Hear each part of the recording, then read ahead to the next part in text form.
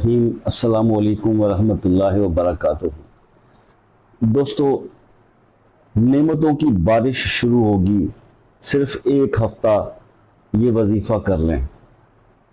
आज मैं आपको एक ऐसा वजीफ़ा बताने वाला हूँ अल्लाह के अस्माए मुबारक का, कि जिसके करने से सिर्फ ज़्यादा वक्त नहीं गुजरेगा, सिर्फ एक हफ्ता ही अगर आप इस अमल को, इस वजीफ़े को कर लेते हैं तो आप पर नेमतों की बारिश जो है वो अल्लाह की तरफ से शुरू हो जाएगी, जिसमें रिस्क, नौकरी, घर, दौलत, बेशुमार चीज़ें हैं जो आपकी दस्तरस से दूर हैं और जिनके लिए आप परेशान रहते हैं।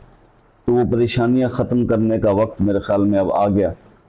एक दोस्त ने कल कमेंट किया था कि रोज़ एक नया वजीफ़ा, रोज़ नया वजीफ़ा, आप अपने वजीफ़े बनाते हैं, इसकी क्या ज़रूरत। तो उसका सिर्फ इतना मुख्तसर सा जवाब दूंगा